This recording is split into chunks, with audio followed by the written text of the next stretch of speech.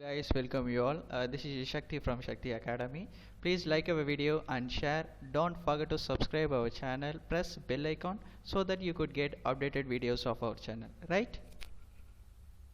Hello guys, today we are going to discuss about Bhakti-Sufi traditions, which means changes in the religious belief and the devotional text, right? So previously we have discussed about that during the 19th century the British tried to change the Indian society as well as to destroy the caste system and the Indian religious custom and everything, right? But here we are going to discuss about the religious belief and the devotional text that here who or the people are contributed more to change their religious cultures, right? So in this Bhakti and Sufi tradition is about the religious cultures of both the Hindus and Muslim. Here Bhakti refers the Hindu and the Sufi refers the Muslim traditions which were developed in India between 8th to 11th century, right? So here, as you know that here the Bhakti tradition was developed in India during the 11th century, else the Sufi tradition was developed in India in 8th century, right? So here let's we discuss what is the Bhakti tradition, right? So here the first one is the Bhakti.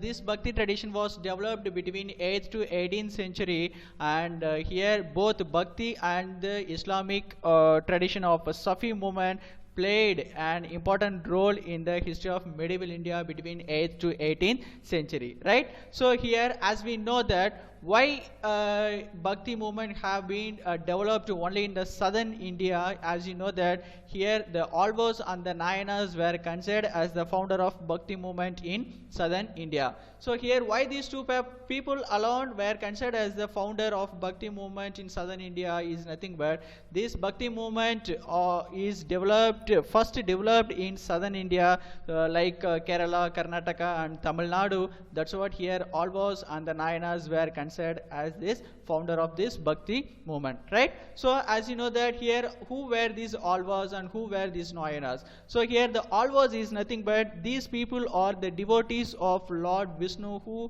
often used to worship the Lord Vishnu and who used to sing a song to praise the Lord of Vishnu, right? Then Nayanars were the followers of Shaivism. Shaivism is nothing but the Lord Shiva, right? Shaivism is nothing but Lord Shiva. So Alvars were the followers of Lord Vishnu and the Nayanars were the followers of Shaivism, right?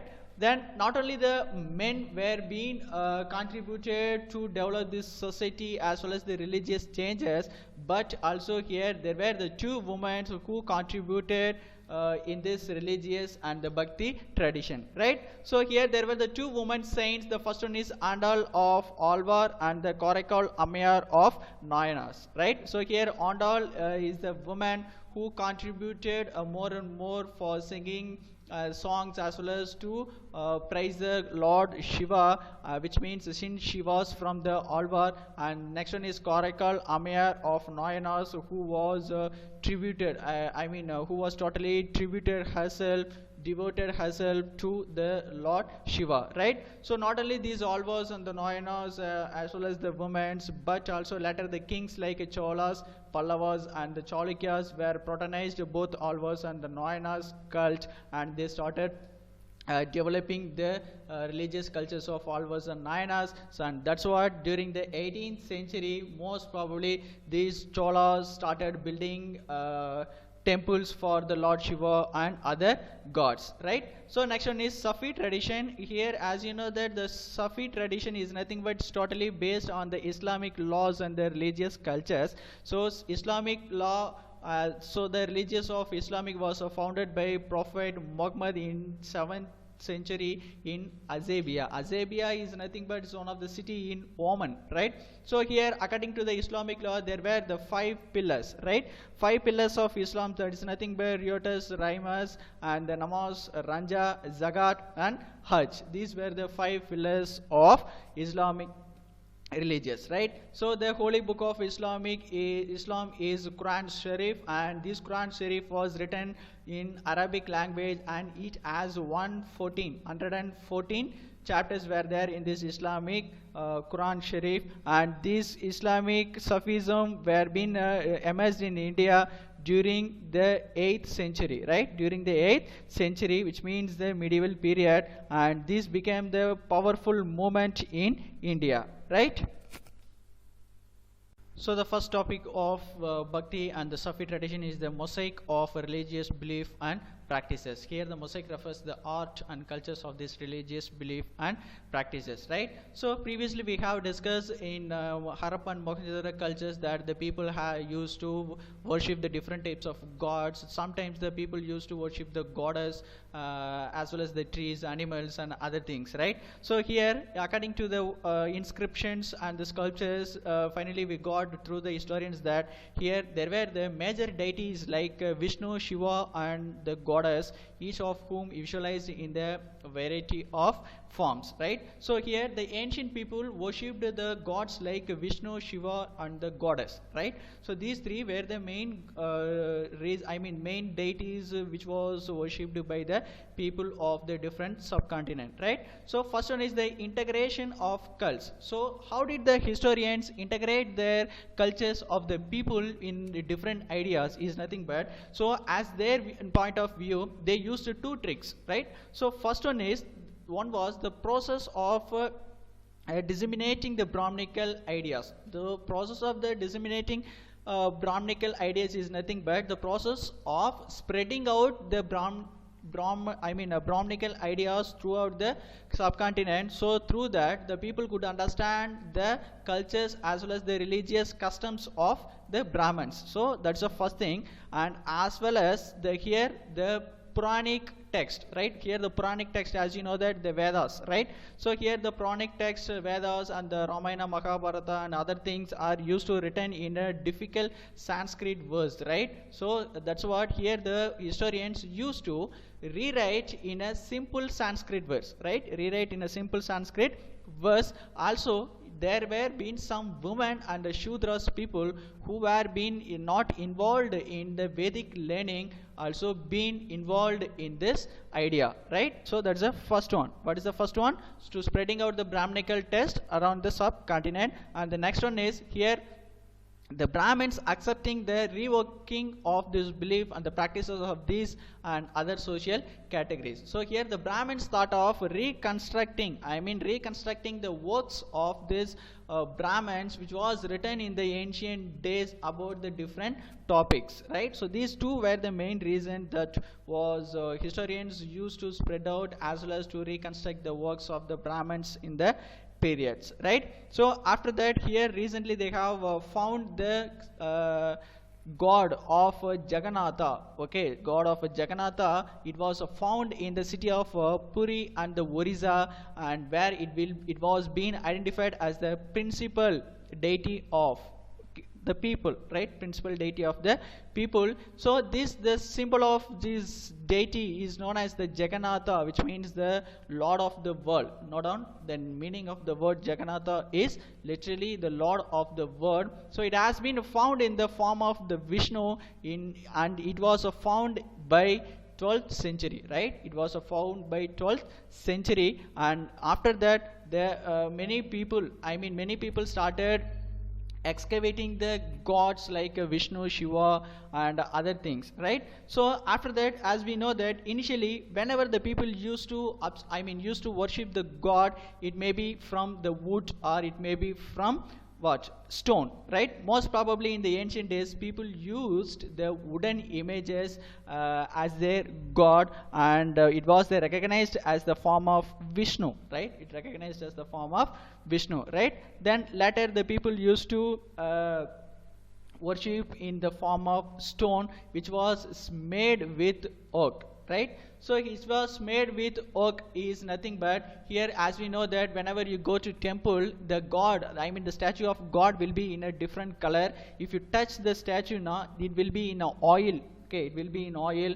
Sometimes you see that the god will be in a brown color, right? So that is a brown color is nothing but, that's what here the stone which was made with oak, right? So here why the people are smearing on the statue is nothing but, here there will be a scientific reason. That's what here the people are using the color of brown for smearing the statues, right? So after that, here the people identified the different types of gods, like Lakshmi, the wife of Vishnu, and for instance the Parvati, the wife of Shiva, also were being identified as the wife of the principal male deities, right? So previously we have discussed that the principal gods like what?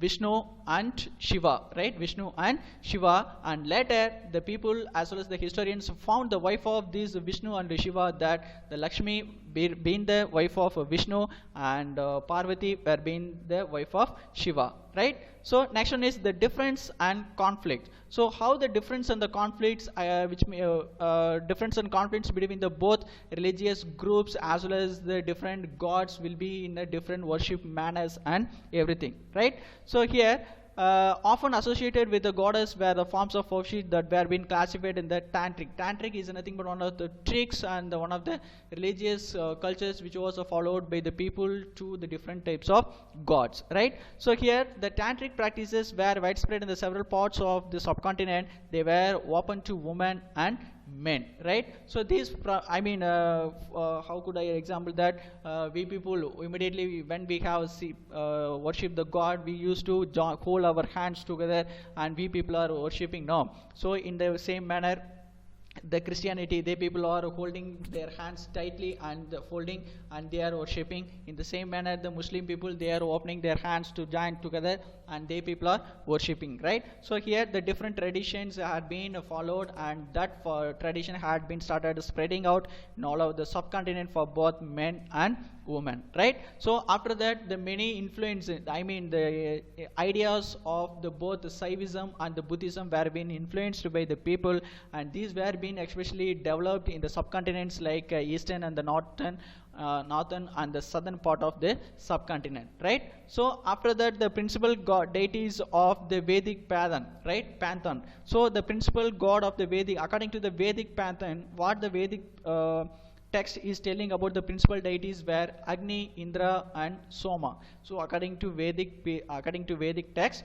it's telling about the principal deities are Agni, Indra, and Soma, right? So here why the people are telling that the different principal deities is nothing but, so according to the historians, Vishnu and the Shiva were being the principal deities, and as well as the wife of the Vishnu and the Shiva. But according to the Vedic pantheon, what this Vedic text is telling, that the principal deities of this Vedic is Agni, Indra, and Soma, right? So here these become the marginal figures, and it's rarely visible in the textual or visual representation, so which means it may be not used by the many people, right? So here after that, there will also be the glimpses of the pictures of Vishnu, Shiva, and the goddess in the Vedic mantras also been available in the Puranic mythologies, as well as the historians have found many places of Vishnu and the Shiva and everywhere. So that's what finally they come to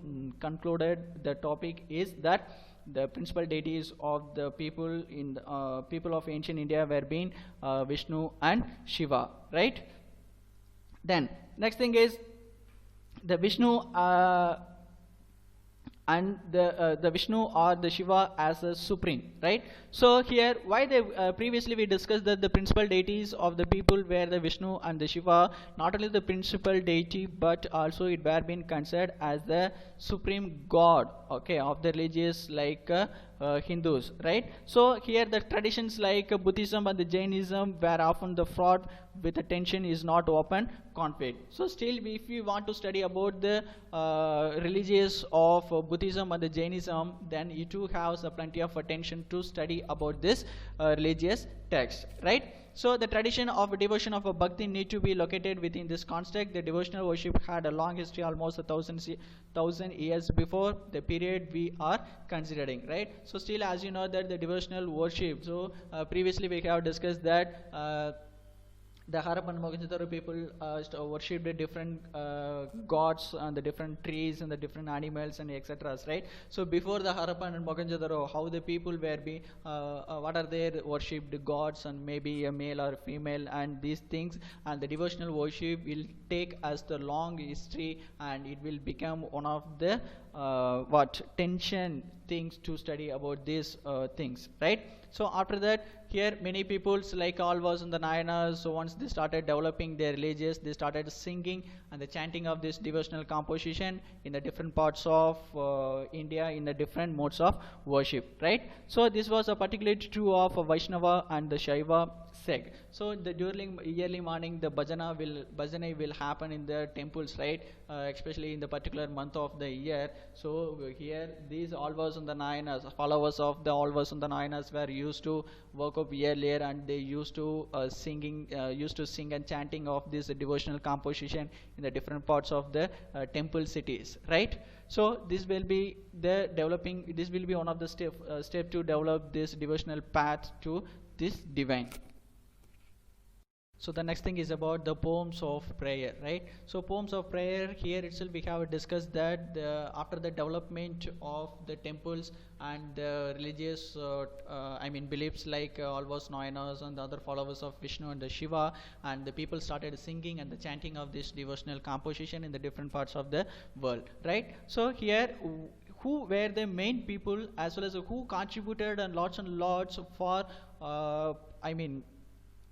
to worship the god Shiva as well as the Vishnu is nothing but the Brahmins, right? So you see that in the course of the evaluation of these forms of worship, in many instances the poets saints emerged as the leaders around whom there have been developed a community of devotees. So further, while Brahmanas remained the important intermediaries between the gods and devotees in the several forms of bhakti. So as you know that here Brahmins were considered as the intermediate the message passer between the god and the devotees, right? So here why these Brahmins were being considered as the intermediate messenger between the god and the devotees is nothing but here, as you know that these Brahmins were the study well versed in Vedic mantras and other things, right? So that's what here these people acted as the poet of gods, right? So these traditions also accommodated the acknowledged women in the lower caste categories considered the ineligible and the liberations within the orthodox Brahminical framework. What also characterized the tradition of bhakti was a remarkable diversity, right? So here during the occupation, during this period of the occupation of Brahmins, that they were considered, declared themselves as the intermediate messenger of this god and the devotees. Here the lower caste as well as the women were decreased their dignity, and this will become the liberation, ineligible liberation of the orthodox Brahminical framework and other things. So that's what still these people are acted as the intermediate message passer, right? So in the different levels, according to the historians, right? According to the historians, they have divided these bhakti traditions into two categories, okay? They have divided the bhakti categories into two categories. So first one is Sahuna, note on. First one is Sahuna, which means with attributes. Next one is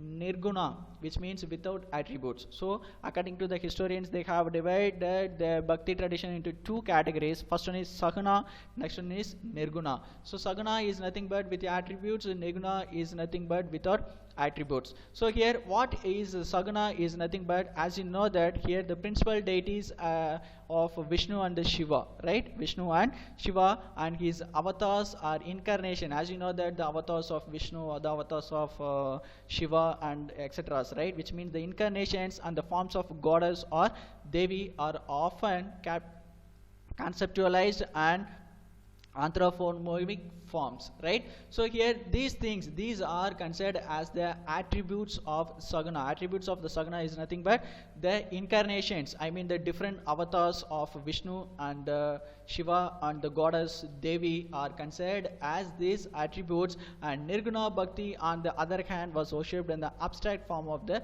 god. So here the Saguna is nothing but is a concrete is worshipping with the deities, with the statues, right? Now we people are doing now worshipping with a statue, and the Nirguna is nothing but worshipping without any abstract, right? Without any concrete, which means abstract. So without open place we can worship the god, which means it doesn't have any shape and it doesn't have any statues, right?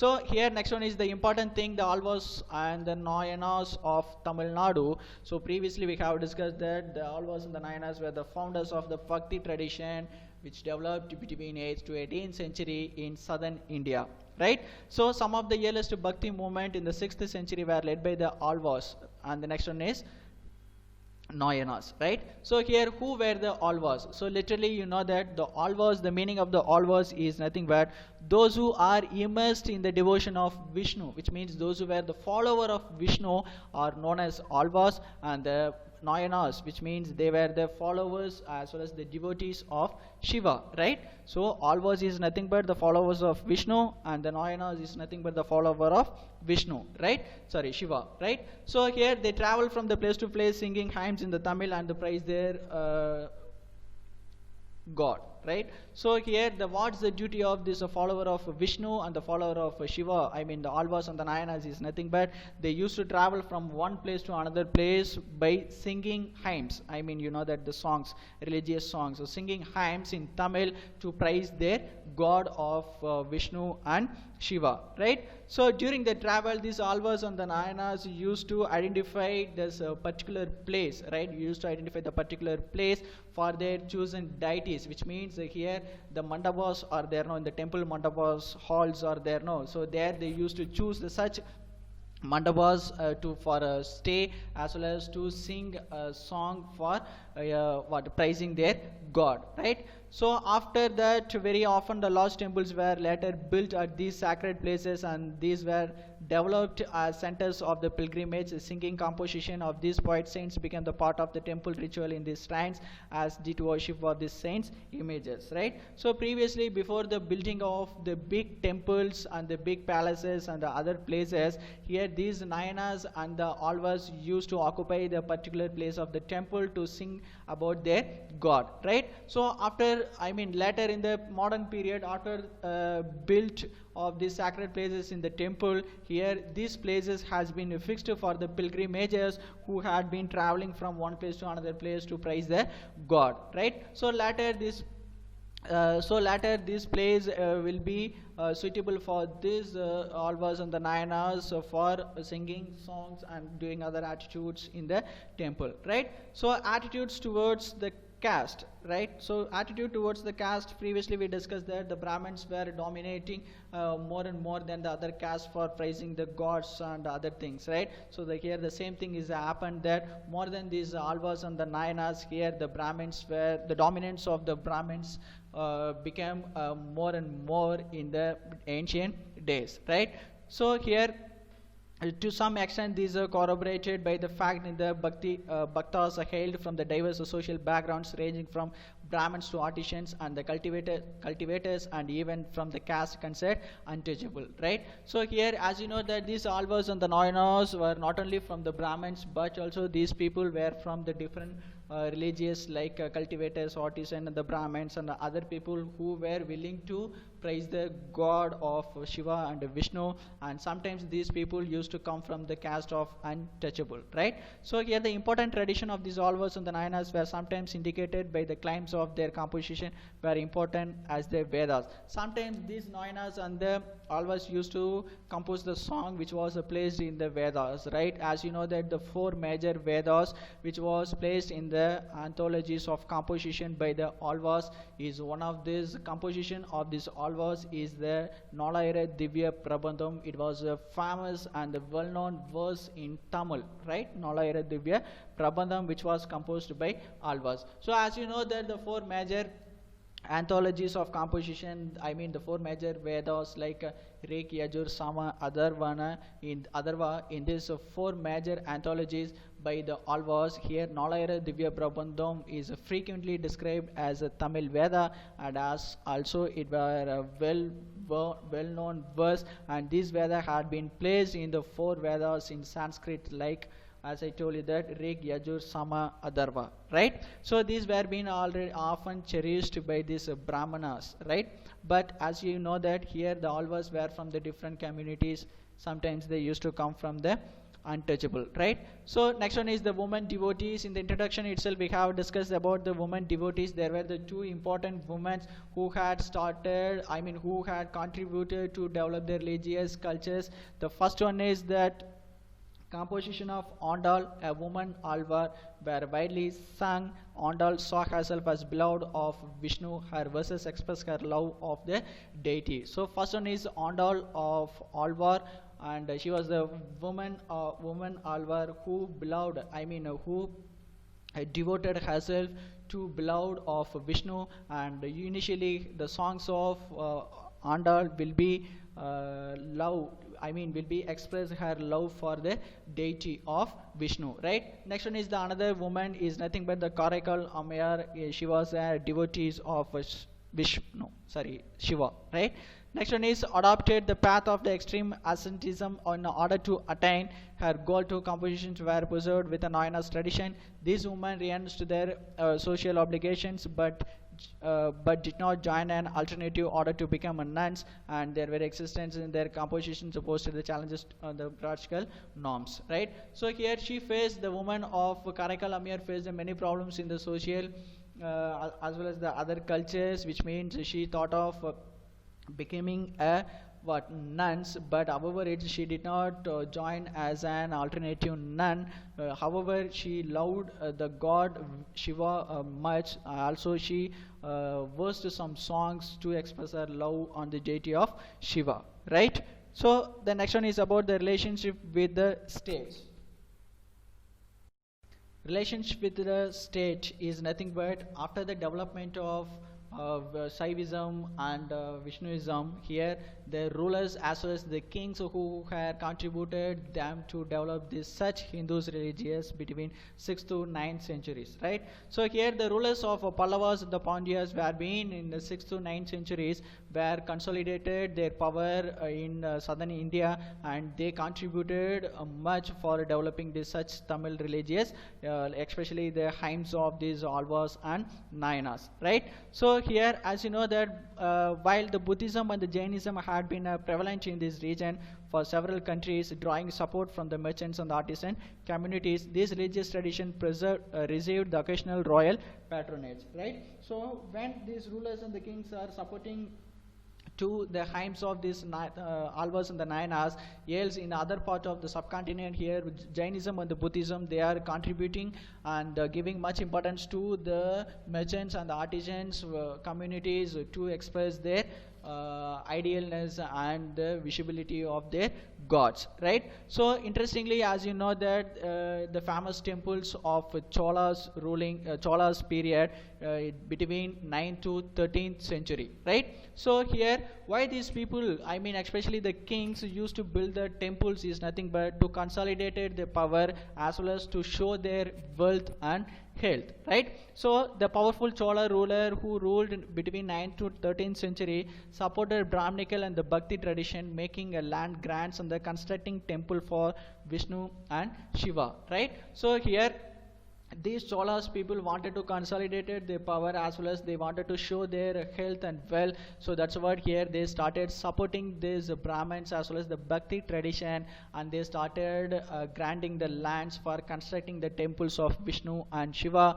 So that's what here we have the two beautiful temple in Tamil Nadu is nothing but the Tanjai big temple which is in Tanjore, and the next one is the Gangaikonda Cholapuram, both also the Lord Shiva, right? Both also the deity, both also been for Lord Shiva, right? So in fact, some of these magnificent Shiva temples, including these of Chidambaram, Tanjore, and the Gangaikonda Cholapuram, were constructed under the patronage of Chola ruler. Note down. So here the places, temples of Chidambaram, Tanjore, and the Gangaikonda Cholapuram. These temples were being constructed during the Chola rulers, and this also was the period when some of the most spectacular representation of Shiva in the bronze sculptures were produced. Clearly, the vision of these Nayanars inspired this artist, right? So previously about this you have studied in grade 7 about this big temple Tanjore and the Gangaikonda Cholapuram, and how did the Chola had built and other things, everything you have studied in grade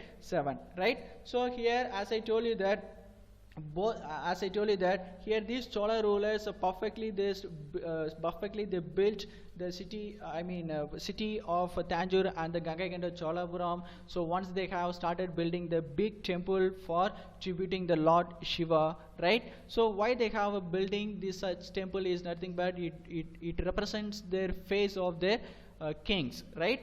So next one is the both Nayanars and the Alvars were reversed by the Vellala peasants. Not surprisingly, rulers tried to win their support as well. These Chola kings, for instance, they attempted claim to divine supports to proclaim their own power and status by building the splendid temples that were adored with the stones and the metal sculptures to recreate the vision of these popular saints who sung the language of these people, right? So initially whenever you see these kings like Cholas and the other people, whenever they want the battles and the war with the other countries, with the other rulers, immediately with the things whatever they have seized, as well as whatever they have looted from the opponent team, everything with the looted things they used to build the temples in their natives, right? So this shows their power as well as the wealth of the people as well as the kings, right? So these kings also introduced the singing of the Tamil Shaiva hymns in the temples under the royal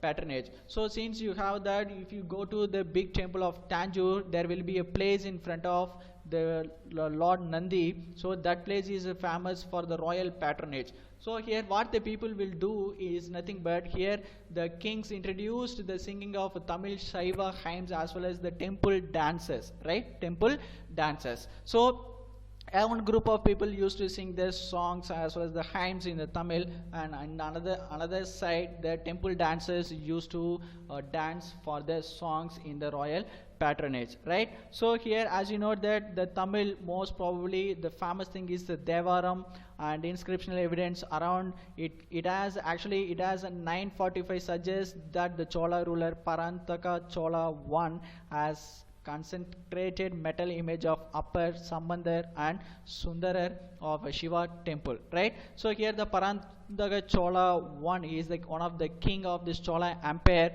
who had created the bronze statue of Upper Trinyana Sambandar and Sundarar, right? Note on Upper Trinyana Sambandar and the Sundarar in the Shiva temple. So why he had curved these three statues, nothing but these three were the followers as well as well devoted people for Shiva. That's what he kept the bronze statue for these three, Upper Sambandar and Sundarar, right?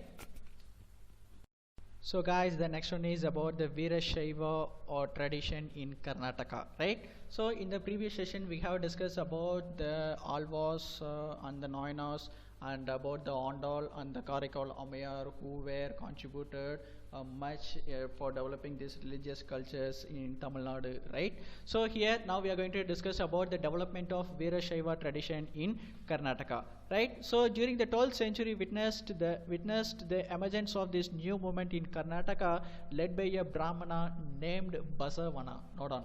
So here during the 12th century there was a big and as well as the new movement in Karnataka which was led by the Brahmana who was named Basavana, right? So here the Basavana was initially Jaina, but he was the minister of the court Chalukya. Note on, he was a Jaina, but he was minister in the court of Chalukya king, right? So his followers were also known as these Veerashaivas, which means the literal meaning of these Veerashaivas is the heroes of Shiva, right? Or Lingayats.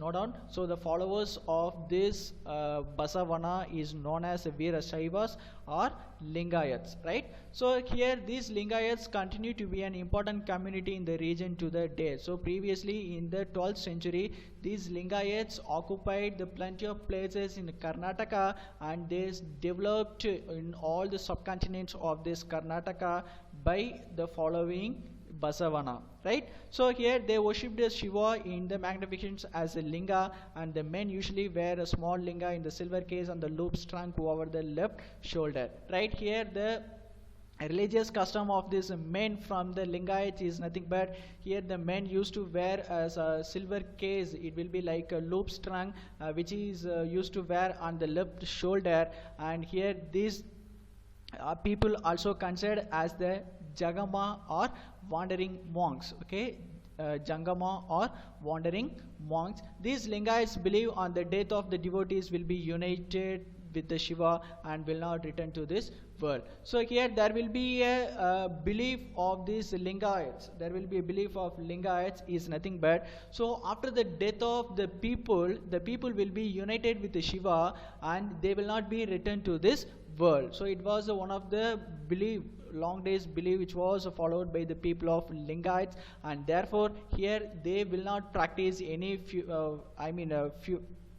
funeral rites and other ceremonies, so which was prescribed in the Dharma Shastra, but instead they used to bury their dead instead of burning, right? Instead of burning, they used to bury their dead bodies, right? So here Lingaites have some challenges against these Brahmins. Here sometimes the Brahmins used to question them that to question the theory of the rebirth, right? So here sometimes these Lingaites used to act in against the Dharma Shastra. So here as well as the followers of this Lingayat used to follow the same, right? So the Lingaites also encourage the certain practices disapproved in the Dharma Shastra. So here according to the Dharma Shastra, everything will not be everything not to be followed by this Lingaites, but sometimes which was not prescribed in the Dharma Shastra are also being disapproved. I mean, which was disapproved in the Dharma Shastra are also being encouraged by these Lingaites, like post-puberty marriage and